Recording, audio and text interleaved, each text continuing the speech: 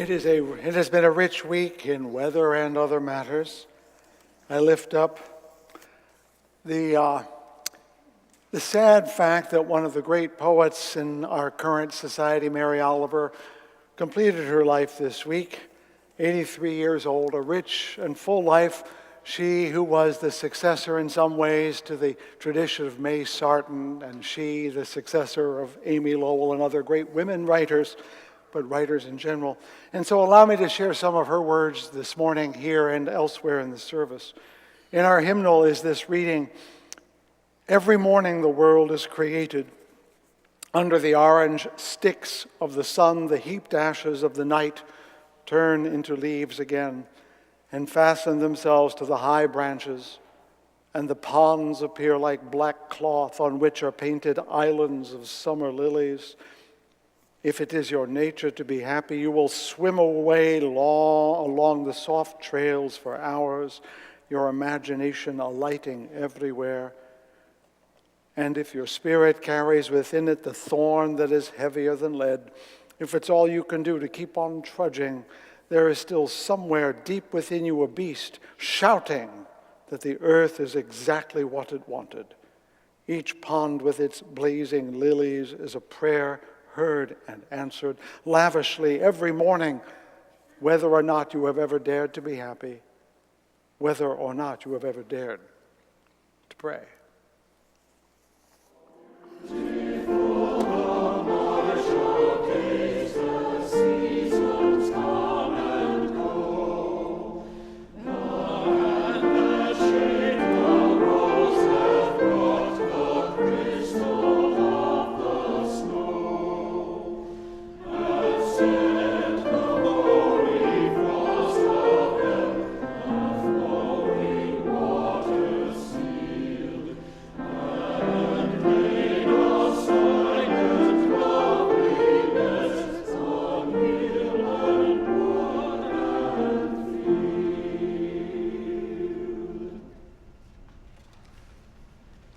They've set a great example by singing. Now it's your turn to give back the gift they just gave you. As we share our first hymn this morning, these words by Samuel Longfellow, brother to Henry Wadsworth, are very powerful indeed, even though they're very old. I point especially to the second verse. "From hand to hand the greeting flows, from eye to eye the signals run, from heart to heart the bright hope glows, the seekers of the light are one." With those words in our hearts and others in our mouths, shall we join together and sing hymn number 12, "O Life That Maketh All Things New."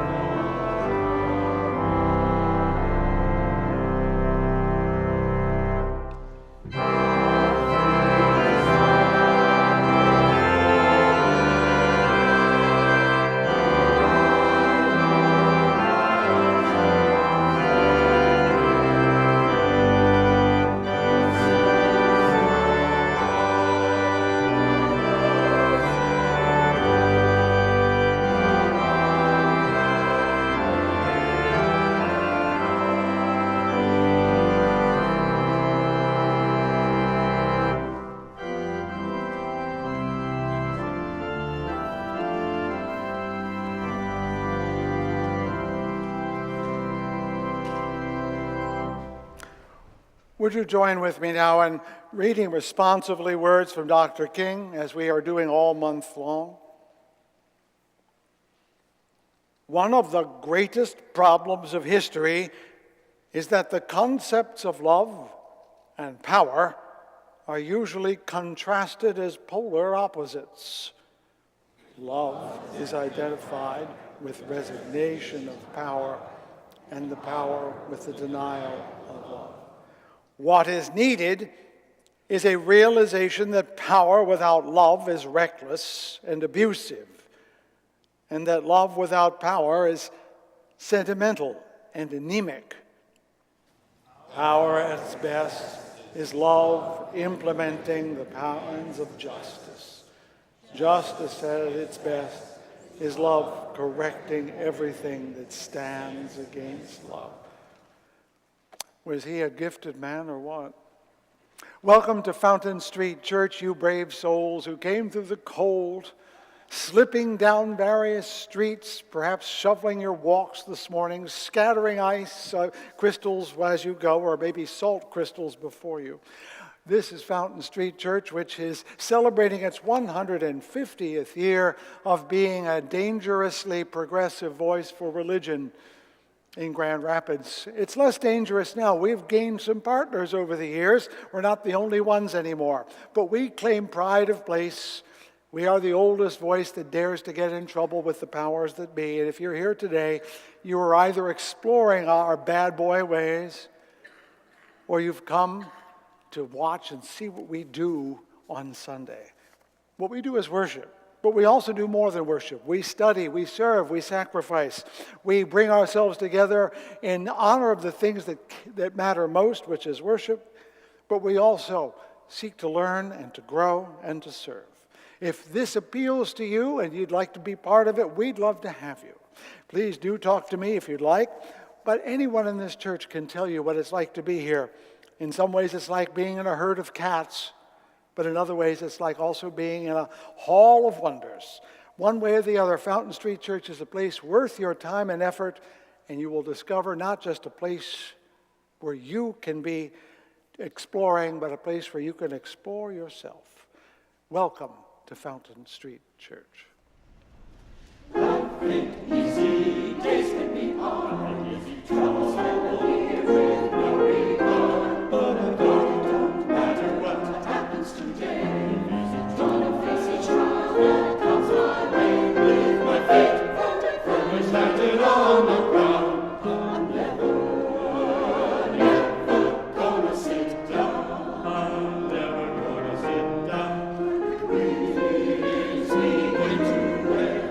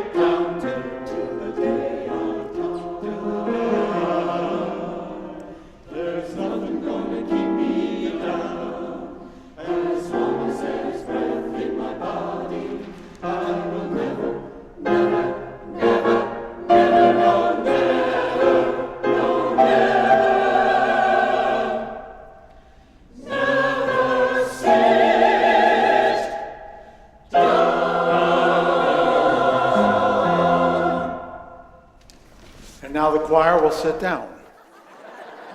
I find that a little ironic, but we'll let that just hang right there.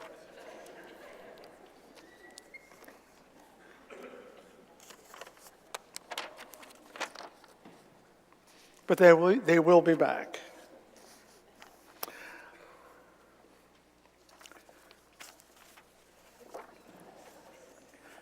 It is a little ironic, isn't it? Yes, you have to admit. I'm looking for another passage. There it is. Two passages today, one from Mary Oliver. Not current in the sense that it was immediate, but it is part of her legacy, also found in our hymn book. And this passage, as I mentioned, from Paul's first letter to Corinth, which is what I'm engaging all month long. In the middle of that rather long letter, he writes, "For though I am free with respect to all, I have made myself a slave to all, so that I might win more of them. To the Jews I became as a Jew. To those under the law I became as one under the law. To those outside the law I became as one outside the law. To the weak I became weak. I have become all things to all people, so that I might by any means save some."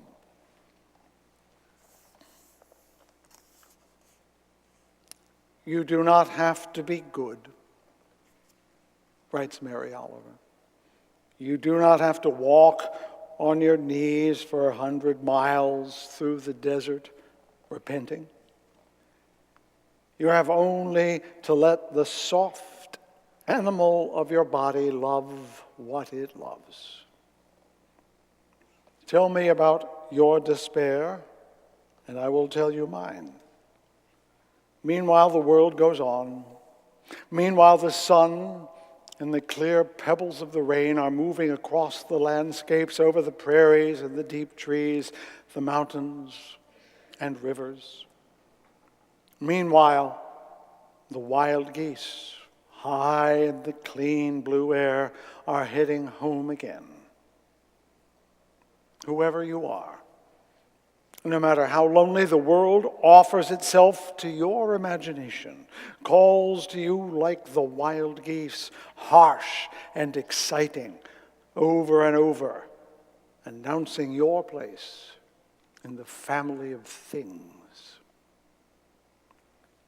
Can't get much better than that. Whew.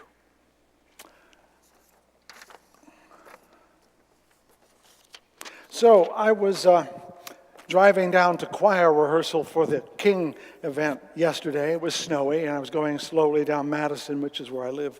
And I crossed Wealthy and going gently along, and to my right, there in the sidewalk stands a most unhappy wild turkey. Now, it is hard for friends I have back in large cities for them to believe that birds of such consequence live in our neighborhood, but they do. I've seen them in my neighborhood. I've seen them over toward East Grand Rapids. So it's not a class or an economic thing, I can assure you. But they do exist. And from time to time in the spring and in the fall, they all go carousing through the neighborhood, strutting along, right down the middle of the street, as if to dare one to run over them. They have a mean look in their eye.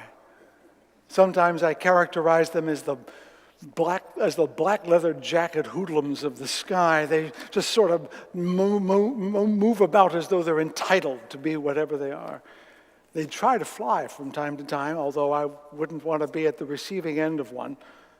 But there stood this one wild turkey in the middle of the sidewalk with a look on its face of bewilderment. I don't know if it was bewildered at the weather or its aloneness or what, but it was clearly not in its best frame of mind. Now, I don't know about you, but winter does not bring out the best of me either. I'm not a winter sports person. I don't go around whistling Winter Wonderland. I can't wait to put on, I have no desire to put on snowshoes, to put on long sticks so that I could break my leg. I have no interest in befouling the air with snowmobiles. If that's your love, pace, go in peace. It's not mine. I endure winter. But we live in a world where people endure things that are far worse. People standing about in the world, whether it's winter or not, looking like that wild turkey because they have no place else to stand. They have no place else to go. And that's why our offering is important. It acknowledges in this moment, in this service, that we are not the whole world, that the world is a little larger, and it begins right at that doorway. And the moment you step out that doorway, even into the narthex, you'll shiver. And there are people, whether they're here or in another city, even in sunny climes, who are shivering today because they have no place else to be. Whether they're homeless, helpless, whether they are looking to escape an evil or to find refuge from illness, whatever it is, they are present with us, and they are present with us by my saying so and you doing something about it. So your offering, all the cash of which goes back out into the communities around us, is to remind us that they are part of the world that we live in and that we are part of theirs. And so with a sober thought in that mind, and with the picture of a wild turkey on the sidewalk in your eye, take a wild turkey, a little bit of comfort today. Make your offering one that will give a sad bird a little bit of hope. Your offering for the service and help of the world will now be most gratefully received.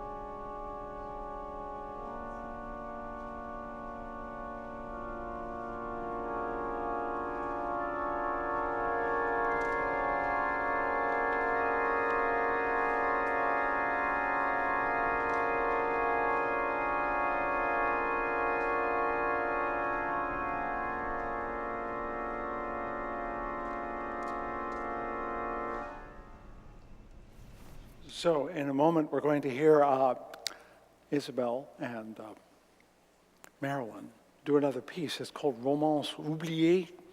That's French for forgotten romance. A little bit of nostalgia, I suppose. But that reminds me of the word love, which we heard from Dr. King earlier in his contrast of love and power. Another great theologian, Paul Tillich, wrote a book called Love, Power, and Justice. So we've been turning these things over in our minds for years. And I think Dr. King is right. There is a false separation. We think of love as a feeling, a kind of, and power as a kind of gritty overcoming of others. And I'll address some of this a little later. But I remind you of what Cornel West said that I think picks up on Dr. King. He famously put together the aphorism, justice is what love looks like in public. And I like that because we tend to think of justice in terms of power, correcting bad people, protecting weak people. It has a kind of ferocity to it. Justice, it has a big J on the front of it. But love has a love, it kind of oozes along. So I want you to think for a moment as we enter into a time of prayer, how love has a just power in it. How many of you love in public? What does public love look like? Anyone know? That's the problem. It's not hand-holding. It's not kissing, although that's lovely. That's affection. So I want you to imagine what public love looks like. Let's pray together. Ancient and nameless one, we think we know what love is, but I think we do not. We think we know what justice is, but I am not so sure. If justice means getting even, that is not justice, that is vengeance. If love is liking, then there are a whole lot of things I'm not going to love.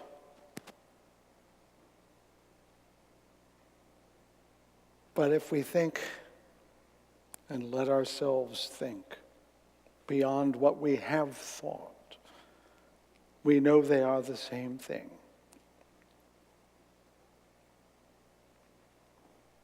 I know that there are those I should love more. And that means to seek justice for them as well as me. I know there are those who bear the scars of injustice, and it is a lot easier for me not to think about them, so I don't have to love them. It is difficult, this task, but we know it is one that must be done. On a cold, shivering January day, too short in daylight and too long in night, dare to illuminate in that dark and cold place we all have the path to a true love that is not afraid to be seen in public, or with whom we might be seen. Show us in the dark the possibilities of light. Upon these things, and all that we carry in our hearts, though it be a thorn as heavy as lead, we pause now in that true prayer found in the presence of silence.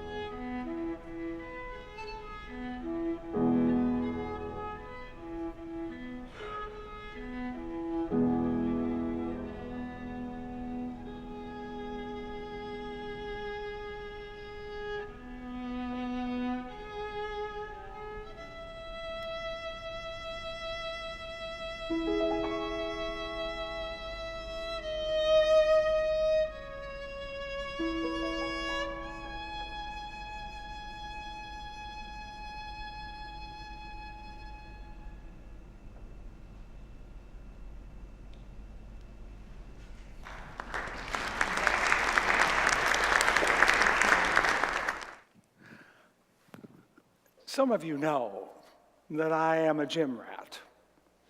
I live over here in Heritage Hill, and in the wintertime especially, that means I walk down to the YMCA in less than three-piece suits.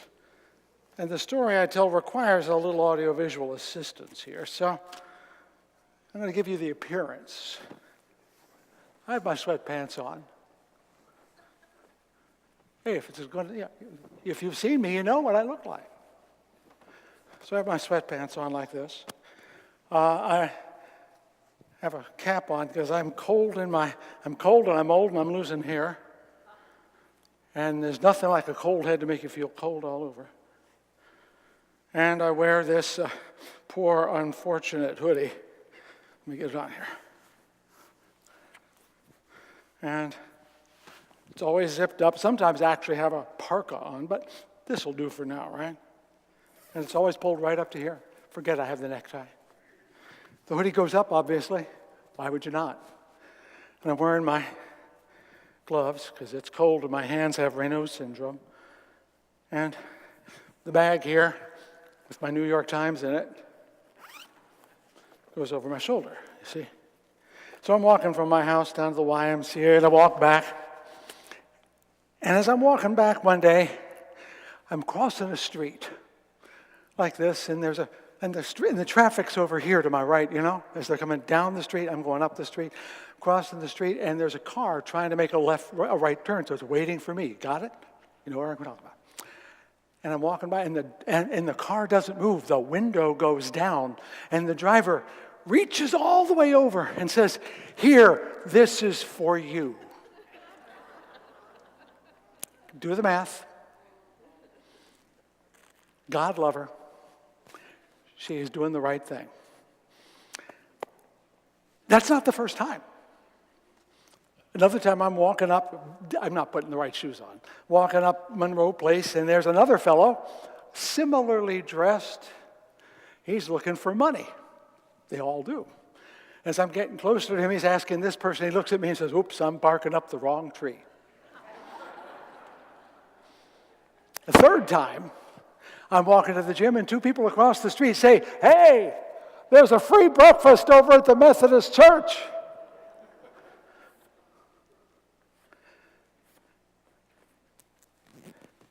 Mistaken identity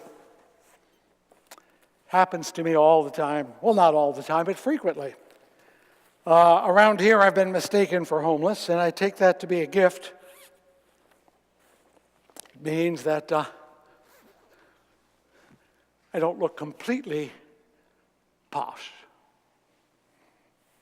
But other times, in other ways, I have had my identity mistaken. When I was maybe 13, I was making a phone call on behalf of my parents, talking to someone at the other end, and the other person was great. At the end of the call said, "Thank you, ma'am." And if you're a 13-year-old boy, there's no worse thing that can happen to you. Pardon me while I try to get my chords worked out here. When I went off to college, this is back in the day before there were cell phones or cheap long distance or social media, of course. So my new roommate and I, we had never met. We exchanged letters, and he saw my name, Weldon Frederick Wooden, and was shocked when I turned up and looked around and he found out I was white. Because those names more often turn up among people of color. If you don't know, we're going to be singing Lift Every Voice, which was written by two brothers, the lyrics of which were written by James Weldon Johnson. And of course, Frederick, though it's my grandfather's name, like Weldon, is associated with Frederick Douglass. So I've been mistaken for female, for black, for homeless. I had a great friend in college. We hung out all the time so often that by the time I left, they thought we were a gay couple. That wasn't true, but I was flattered, at least in retrospect. Mistaken identity. Fascinating. Now I'm going to go back into the pulpit so I can get back to the argument I want to make. But I wanted you to understand that I have been, like Paul, many things to many people. Most recently, as I left my synagogue service where I attend many Saturdays, I went down to the March for Our Lives event last spring. All the kids were there, and I went down there so fast and got out there so quickly that I forgot my kippah and suddenly said, can I get a picture of you since you're Jewish? And I had to say, no. That doesn't, so it just keeps happening. And it turns out I've often defied expectations, not just in appearance. I am a fourth-generation Unitarian Universalist. My great-grandmother was a member of a church that I will be visiting this May. But I'm here serving my longest and my most fruitful and my most satisfying ministry in a church that does not identify with my ancestral faith. I did one of those ancestry, chromosome thingies, DNA, that stuff. You don't get whiter than me. I mean, like 99%. And that 1% is like Swiss, which is whiter than white. And yet, when I was running for office last year, my strongest support came from Black and Hispanic communities. I'm still a political liberal, have been my whole life, but I still believe in Boy Scout virtues and values. While other boomers went mad for the Beatles in the 1960s, I was very much smitten with Mr. Bach and Mr. Beethoven and Mr. Brahms, and I still don't know half of what went on in the rock and roll age. Perhaps I'm fortunate. And biologically, at least, while the athletic boys in high school who excelled in every way above me athletically, over time added to their girth, and now when I see them, they have expanded notably. I, who was 240 pounds at 17, now weigh 175 pounds. I've never conformed to expectations, and that's not by choice. It just turned out that way. And those are the reasons I'm kind of drawn to the Apostle Paul, because he's one of these folks who just doesn't fit.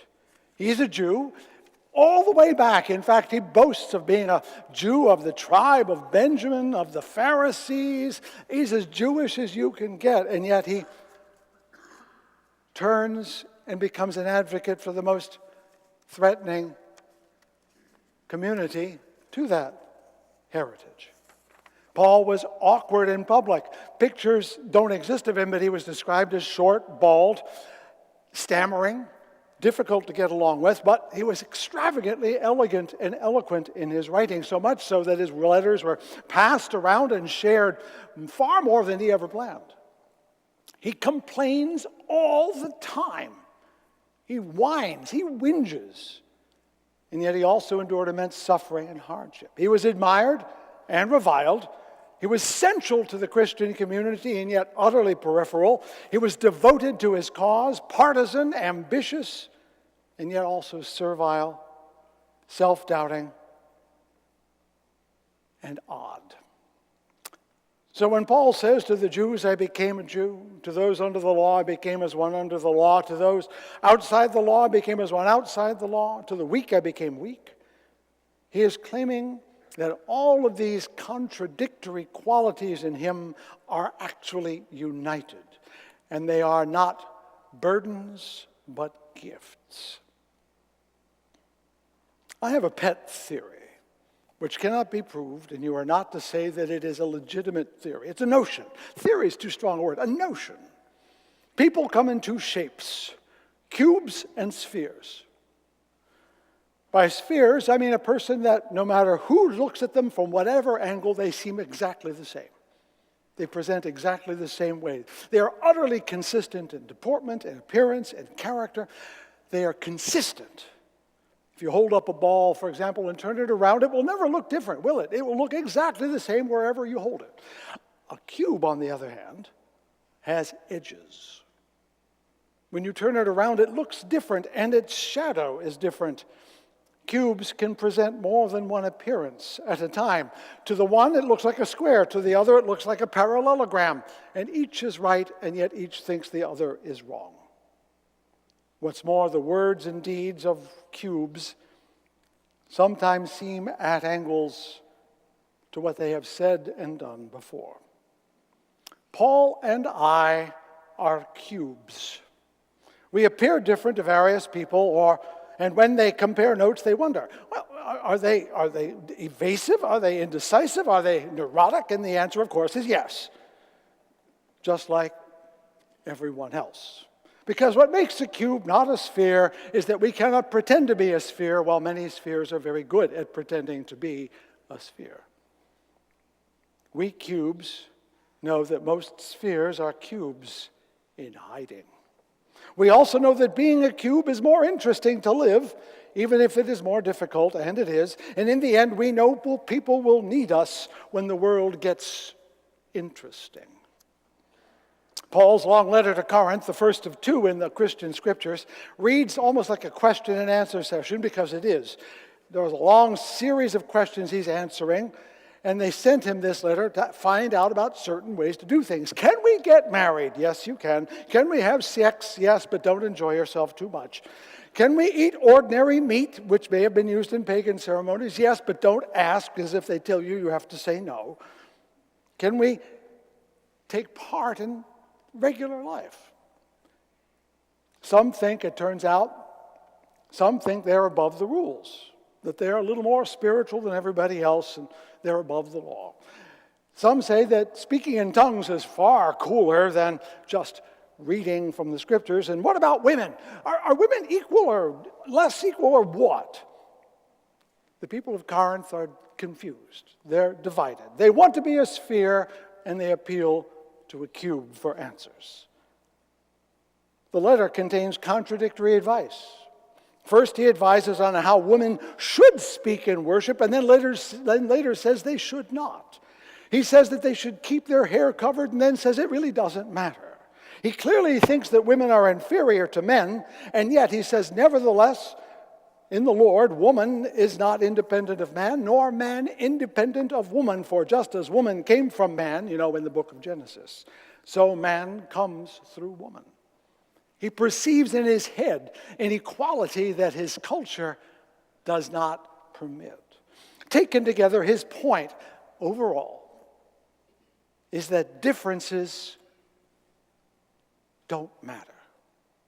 What matters is their lack of unity and using those differences to avoid and to, in fact, splinter themselves. The people of Corinth have wrongly concluded that the differences they see in gender and knowledge and spirituality and behavior, that all of these make a difference in who is better than whom, who is holier than others, who is more up high and who is more down low. And as a result, they quarrel over who is right and wrong and who should be in charge. And this is what has divided them. Paul, rather than saying, well, you're on the top and you're in the middle and you're in the bottom, is saying those differences don't matter in the end. They are part of a greater whole. The people of Corinth mistake the appearance of difference for a significant difference, one that is elemental. Later on, he will talk about how he sees through a glass darkly, meaning a Roman mirror. In Roman times, mirrors were made of polished obsidian. They were the only things that could give a faithful representation. But if you know what obsidian is, it's black. You only see a partial reflection. He is telling them that the differences they see are only a part of the reality they inhabit. Okay, let's make this current, real, powerful, and pertinent. This past week, the Representative Steve King of Iowa was stripped of his committees by the Republican conference because of his comments, considerable comments, on white nationalism and saying it's fine. It took too long, of course, but they did act. And as Winston Churchill so wisely observed, that Americans will always do the right thing. They'll do everything else first, but they will do the right thing. This was both the most recent instance of a resurgent white supremacy that began as a reaction to the election of a black president, but was very much part also of the election of our current president. Anyone who denies it is not looking even in a Roman mirror.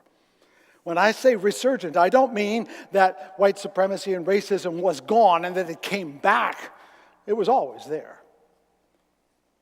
What it was more hidden and now has become more visible.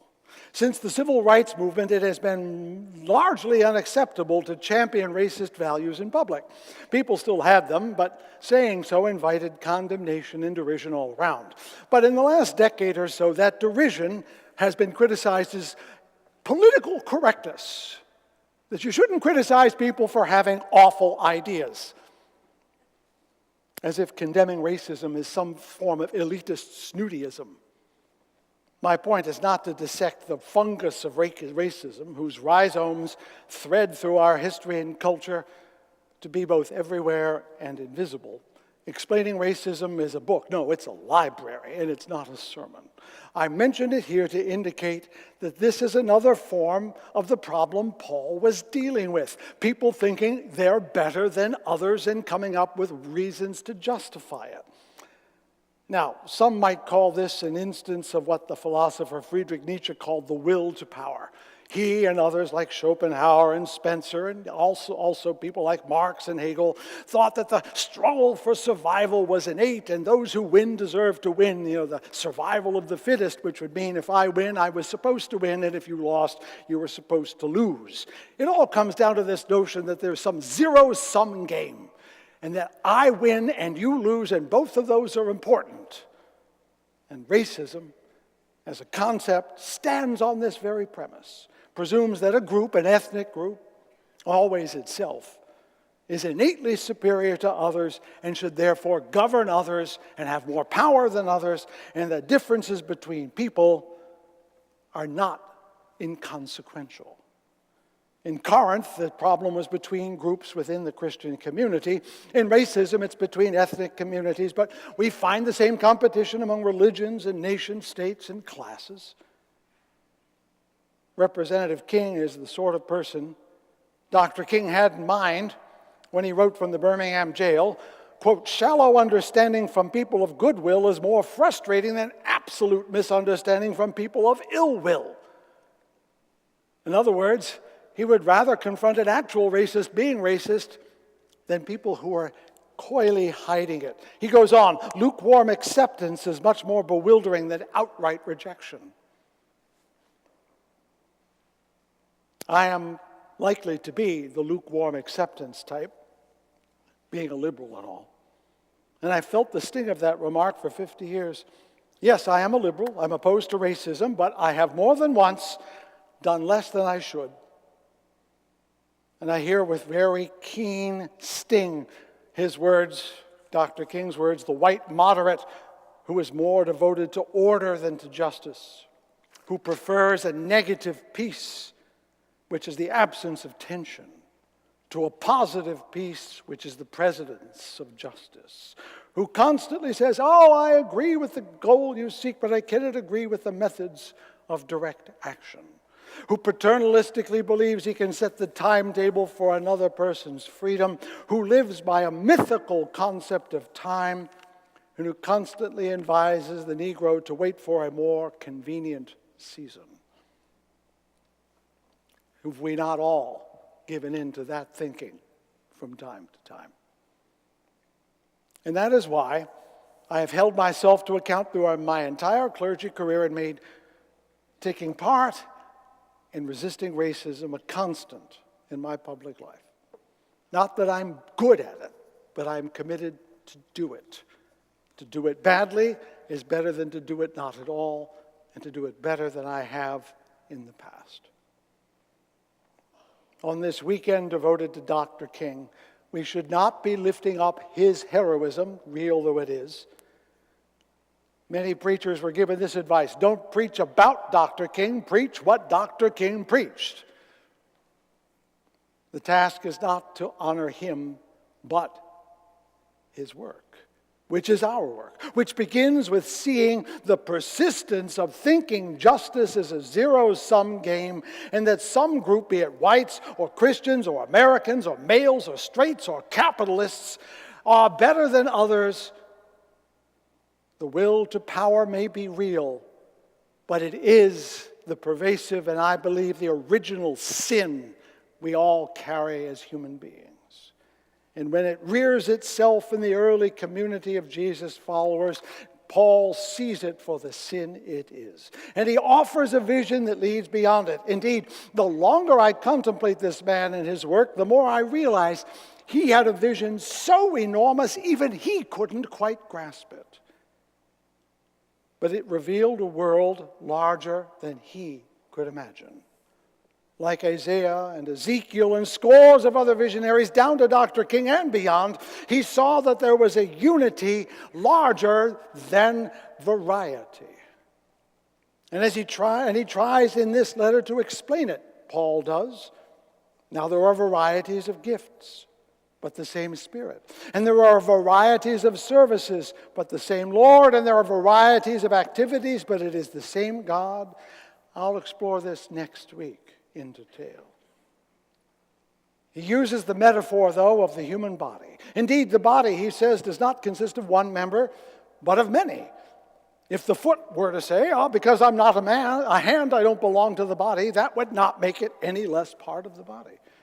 And if the ear were to say, because I'm not an eye, I do not belong to the body, that would not make it any less a part of the body. If the whole body were an eye, where would the hearing be?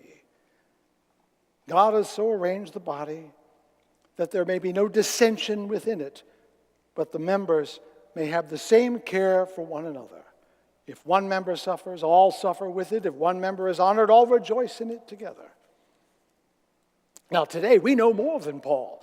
His notion of the body is much more complicated. Today, we know we are made of billions of cells, all derived from a single cell, and that within those cells are little mitochondria that are actually the leftovers of viruses with which our species was infected so long ago we weren't even human. But without them, we could not live. We are already a combination of virus and animal. And we share our DNA with plants. And then if you take care of all of that, then there are the trillions of bacteria and virus that live inside all of us all the time and are good for us. You, I, each and every one of us contain more than a planet's worth of life. Think about that. We are not just one creature. We are billions of creatures, trillions of creatures, each and every one of us. Our unity as an individual person includes a diversity we cannot see or sense, but upon which we utterly depend. So those mistaken identities I have are not wrong at all. It turns out I am male and female. I have an X chromosome to prove it.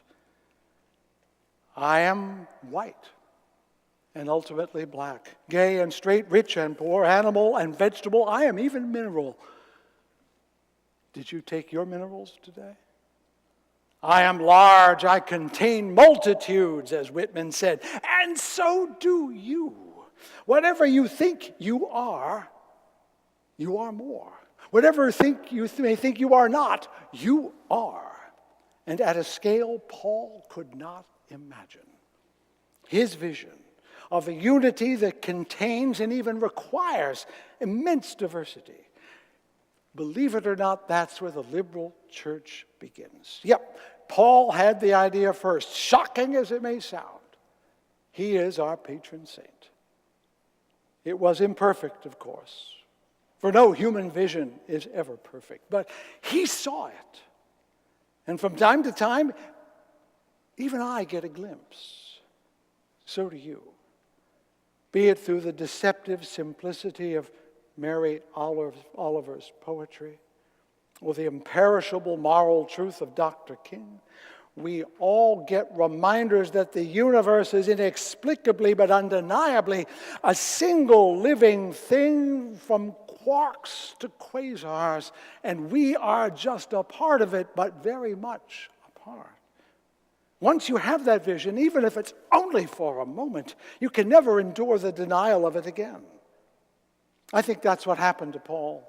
The story says he was blinded by a light. I believe it happened. Not the miracle, but that he was blinded by a truth so bright that it made this world look invisible. He saw something so large that this world vanished inside of it. The story says he heard a voice asking him, "Why do you persecute me?" Perhaps it was 4 trillion bacteria asking him to pay attention. The freedom that Paul preaches is a liberation from the limitations of our vision, from the temptation to exert power over others, for we, each of us, are in charge of nothing except our own imperfect, priceless selves. And if you're here today, you're hoping for a measure of forgiveness, and gods know that we each need it, and a moment of acceptance for all that you are. At least I do. That's why I come to church. Because I bring my poor, rich, white, black, male, female, gay, straight, strong, weak, wise, foolish self to this pulpit, and every week hope that some word will leave my lips that belongs to us all. Nameless one, blind us to an easy realism that makes power more attractive than it should be, and hope too narrow. Blind us with a vision too bright to ignore that obliterates the shadows we think are real. Bring all our mixed up, imperfect selves to serve a vision of a universe too large for us to know and too intimate to deny.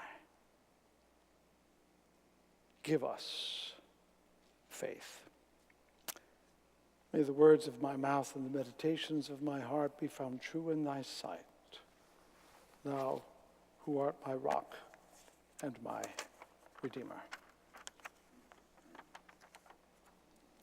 So now we're going to sing that song for the man written part by the man whose name I share.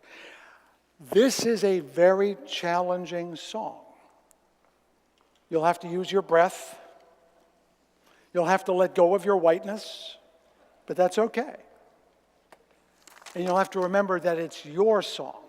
It is not the Negro national anthem. It is another national anthem. And that means when you stand up, sing it like you're at the ballpark, okay? Not like you're in church. Oh, I forgot, they don't let you sing it at the ballpark anymore, do they? Well, let's make up for that, shall we? Shall we sing together? Lift every voice, number 149 in your hymn book.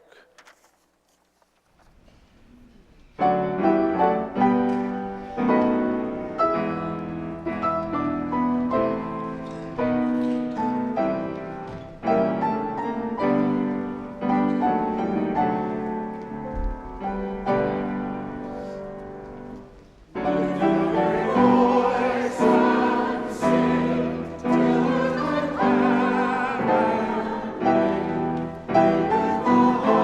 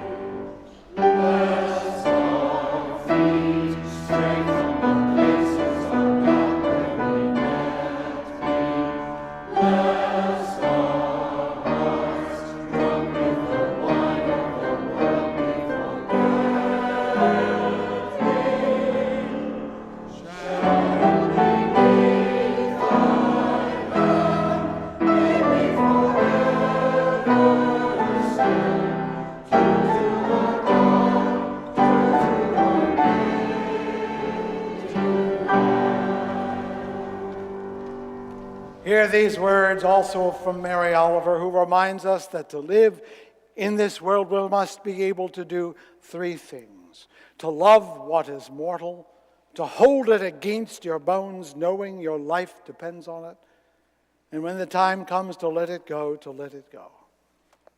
This is our task, one we fail out each and every day, but fortunately each day is a new beginning, and each day indeed is a day which the Lord has made. And for that reason we are ever rejoicing and glad in it. So may it be, and amen.